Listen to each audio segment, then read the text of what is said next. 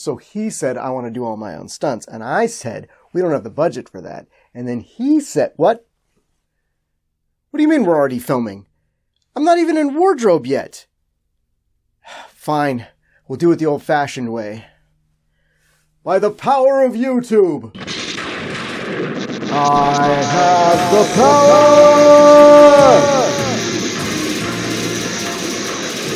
Huh. Thought the power would have been a little better than this. We couldn't even get latex muscles?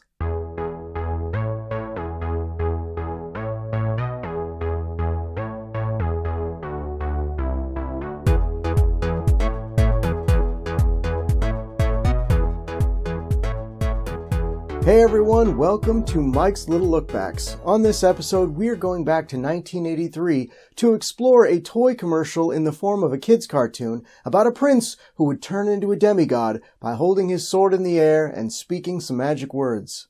This is my little look back at He-Man and the Masters of the Universe. He-Man and the Masters of the Universe was a kid's sci-fi fantasy cartoon based on the Mattel Masters of the Universe action figure line of toys. In 1979, Mattel was looking to break into the male demographic action figure genre, having passed on the rights to Star Wars in 1976. A move that they regretted when rival company Kenner acquired those rights, and the movie opened to become one of the most successful intellectual properties on the planet.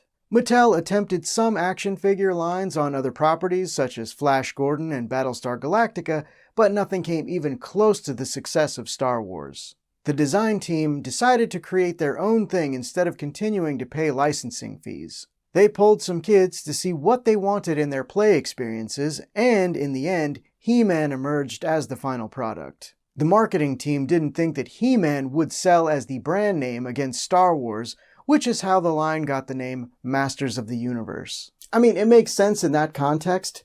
Star Wars, Masters of the Universe. In fact, it's really the only sense it makes because, I mean, it sure doesn't feel like universe has anything to do with the shenanigans happening on Eternia. When it came time to sell the line to toy stores, the buyers brought up their concerns. Star Wars had brand recognition.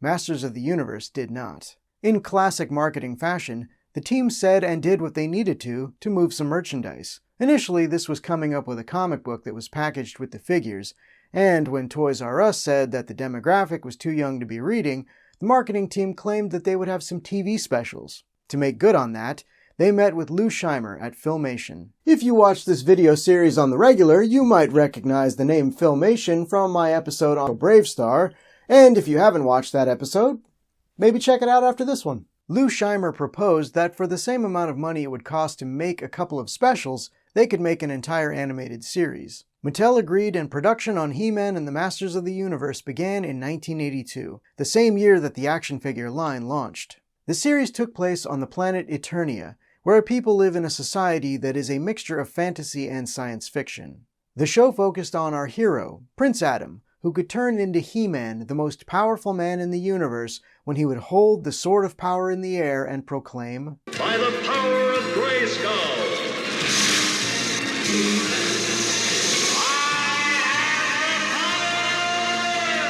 He-Man, along with Battle-Cat, Man-at-Arms, Teela, and Orko, would battle Skeletor and his minions. Skeletor's sole purpose was to take control of Castle Grayskull, which held the secret of He-Man's power.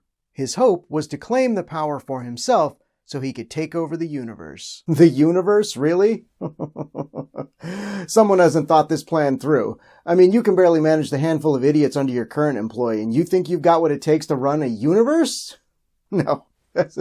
Even with the power, I give it 6 months, tops. The cast was a real who's who of 80s voice actors. John Irwin was He-Man, Beastman, Ram-Man, Whiplash, and many others. Alan Oppenheimer voiced Skeletor, Cringer, Man-at-Arms, and many others. Eric Gundin filled out most of the male supporting cast, voicing Orko, King Randor, Stratos, Manny Faces, and countless others. Linda Gary voiced all the main female characters, including Teela, Evelyn, the Sorceress, and Queen Marlena. It's crazy to think how many characters each of these people had to voice. I know cartoons will have their cast voice multiple characters, but if they're voicing a main character, they might also voice a security guard or someone with only 1 or 2 lines in the same episode, What this team had to do would be like if Kevin Conroy not only voiced just Batman, but also the Penguin, Riddler, and Killer Croc, while Mark Hamill was voicing the Joker, Robin, Commissioner Gordon, and Scarecrow.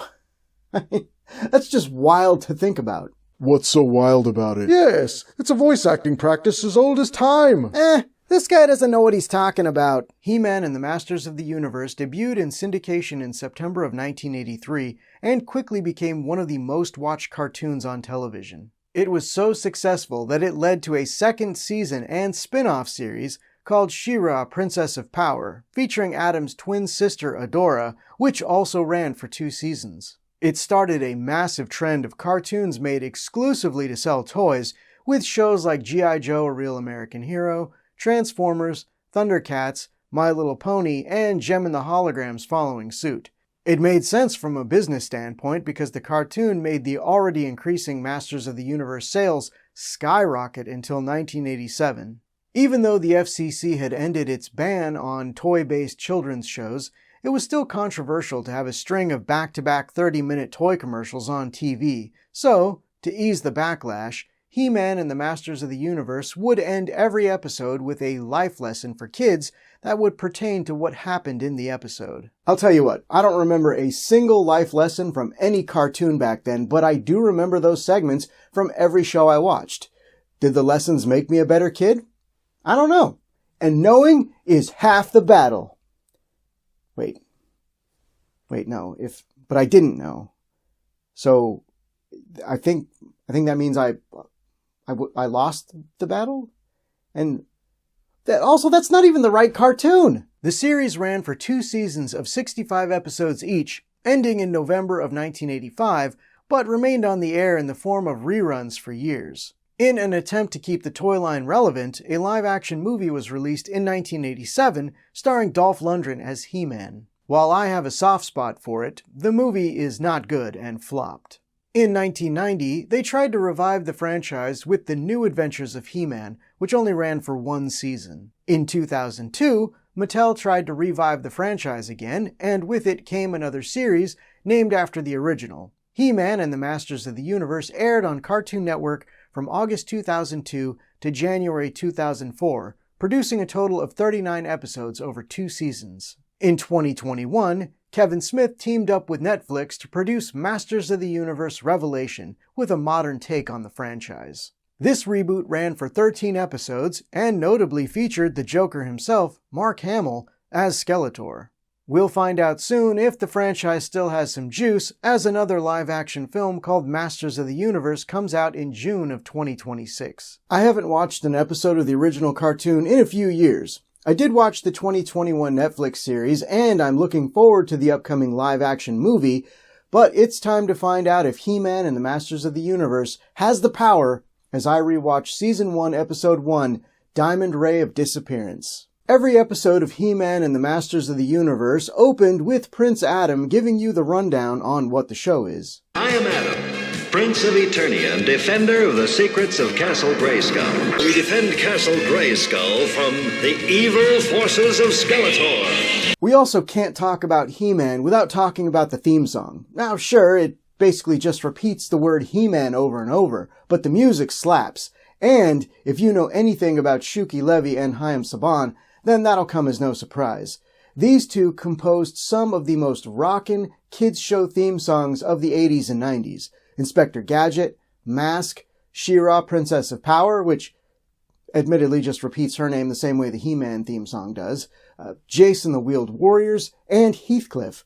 They also get credited for the Mighty Morphin Power Rangers theme song, but that was actually composed by Ron Wasserman, who worked for Saban Entertainment at the time. Now, I don't think I can get away with playing much, but just listen to these snippets and tell me they don't get you hyped.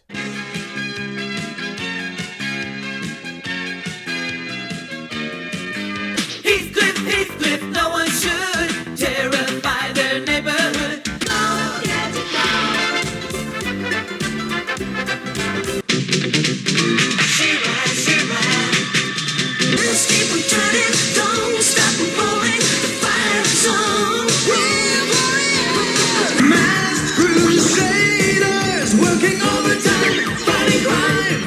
Anyway, He-Man explains that the Sword of Power turns him into the most powerful man in the universe before punching the camera, presumably to let it know who's boss. The episode properly opens outside of Skeletor's base of operations, Snake Mountain. Inside, Skeletor is laughing like an insane person while Beastman looks on. In this box lies the lost diamond Ray of Disappearance. I'm pretty sure that's an engagement ring box, but sure, it's the Diamond Ray of Disappearance. Beastman tries to tell the audience what the Diamond Ray does, but Skeletor clearly wants to keep it a secret and tells him to go activate the transport beam. I mean, it can't really be that big of a secret. It's called the Diamond Ray of Disappearance, so I'm guessing it makes things disappear? Then again, this was the era when cocaine wrote a lot of scripts, so I guess we'll see. The transport beam locks on to all of Skeletor's favorite collaborators, while old Skelly gives us an intro for them. Merman, warlord of water, master of fish, lakes and streams, evil Lyn, sorceress of night, Trapjaw, wizard of weapons, Cyclops, master of vision. Wait a minute, hold up. Cyclops is just He-Man with a green chest piece and helmet on. It's even He-Man's hair sticking out of the helmet. It's episode 1, guys, and we're already recycling character models? Oh, boy. Anyway, back at Snake Mountain, Evil Lyn seems irritated that Skeletor summoned all of them without providing snacks, and, I mean, I'd be annoyed too. You summon people from across the galaxy without putting out a cheese plate or some charcuterie? Anyway, Skeletor says that he has the means to crush He-Man and take over Eternia, but immediately gets some sassy backtalk from Merman. We've all heard that before, Skeletor. And He-Man has stopped us each time. Skeletor presents the engagement ring box, and Cyclops asks, Just what is so special about this diamond ray? first off, what is that voice? And second, what is that voice? And third, it disappears things, man. Just look. Watch what happens to any living being who sees that diamond ray. But technically, didn't you all see it? Since, you watched the lizard watching the diamond ray? I feel like this weapon is going to be very inconsistent in this episode. Anyway, over at the Royal Palace, Orko is dazzling everyone with his latest magic trick. Steel tray, fly away!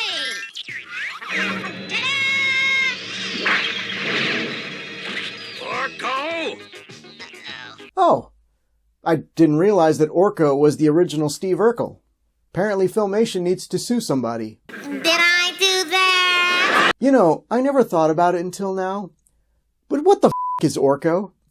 He has no legs, and we never even see part of a torso under his shirt, so is he just a floating head and arms? I mean, we never even see a face either, so maybe he's just 2 ears, 2 eye stalks, connected to 2 arms, wearing a hat and mini dress? Anyway, we learn that Prince Adam's defining characteristic is laughing like an idiot, and then the castle gets attacked.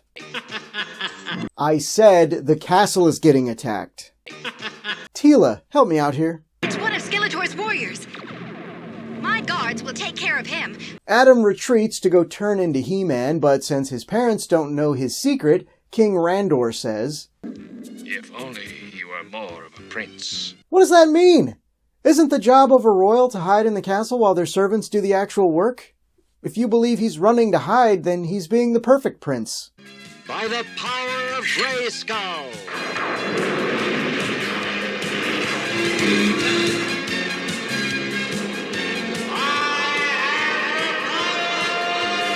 Also, why and how is this a big secret? You're not Batman. Hell, you're not even Superman. He at least tried to hide the difference with some glasses and a hairstyle. You literally go from clothed to practically naked and no one recognizes you? I mean, Adam has a green tiger. You have a green tiger. If green tigers were common, sure, but the only other cat we see is Skeletor's Panther, who is purple.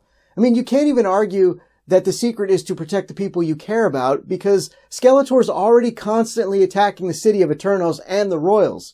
If anything, you'd be doing everyone a solid if they just knew you were He-Man so you didn't have to sneak off to transform. Anyway, back at the Royal Palace, Tila and the guards hop on their flying jet skis.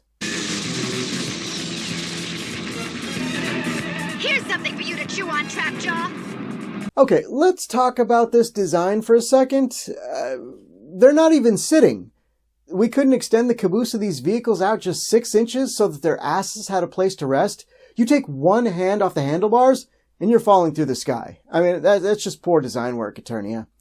Anyway, Teela shoots Trapjaw out of the sky, and Skeletor watches on his crystal ball battle axe.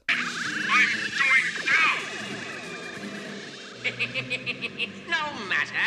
That clumsy oaf has served his purpose. He-Man helps Teela take out Trapjaw, and then they start heading back to the palace. At the palace, Orko tries to distract the others with a magic trick performed to the Macarena? ?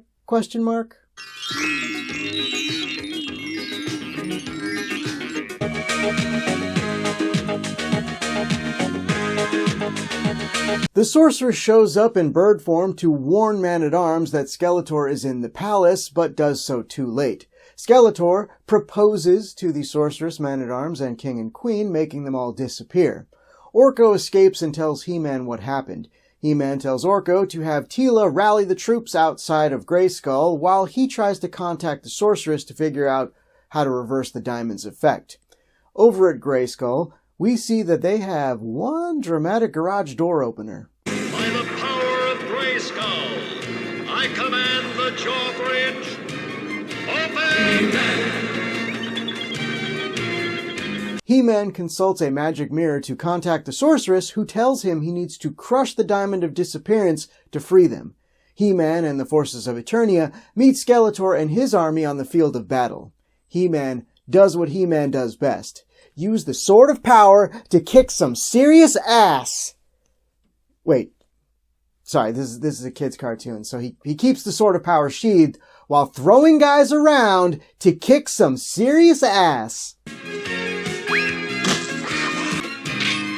Try swimming in mud. Teela and some of the other action figure lineup help take down Skeletor's forces while He-Man Greco-Roman wrestles himself? Thanks for giving me a little breather, Ram Man.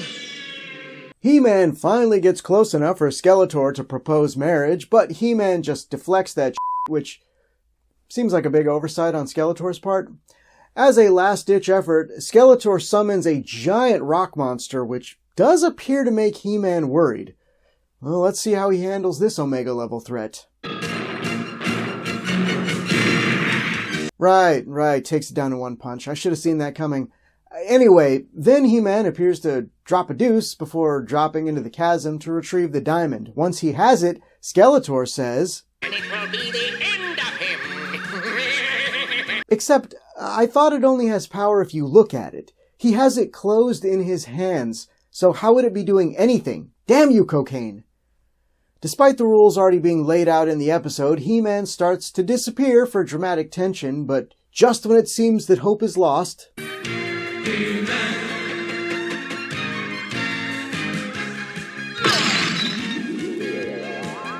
with the sorceress, king, queen, and man-at-arms restored, Skeletor retreats. Back at the royal palace, King Randor asks Orko to make his son appear on time for a change, resulting in... You have destroyed the wall. And the Zoom chariot. Well, but at least he destroyed them on time. Hilarious. Anyway, the episode ends with the day's lesson. In today's story, Skeletor was looking for a shortcut, a quick way to riches and power. Well, it doesn't work that way. The people who succeed are the ones who work for what they want. Says the guy granted the power of the cosmos by speaking a few words at a sword. Anyway, how does He-Man and the Masters of the Universe hold up? Well, for a 22-minute toy commercial appealing to the power fantasy of little boys, pretty good. I mean, it's shallow, and considering that they were working with a shoestring budget, I'd say the end result is successful.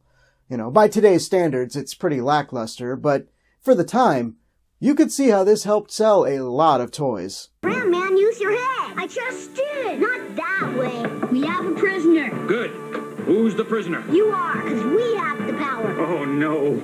I want to thank the patrons who financially support the channel on Patreon. Jay Booth, Sean Hart, Jimmy Purcell, Rick Maxwell, Tony Evers, Jessica Tim, EC, J.R. Green, Emilio Flores, AJN, and Andy Exiled. They all have the power, and you could too. If you want early access to videos and bonus behind-the-scenes content, you can join my Patreon for as little as $1 a month. For more information, go to patreon.com/jackofallnerds. What are your thoughts on He-Man and the Masters of the Universe? Is it something you saw when you were a kid? Are you Team He-Man or Team Skeletor? Let me know in the comments below. As always, if there was something from your childhood you want to see me tackle on this show, mention it in the comments. Anyway, I need to get out of here. Where are you hiding, Cringer? It's just one little energy blast and you'll be big and strong. You probably won't even feel it.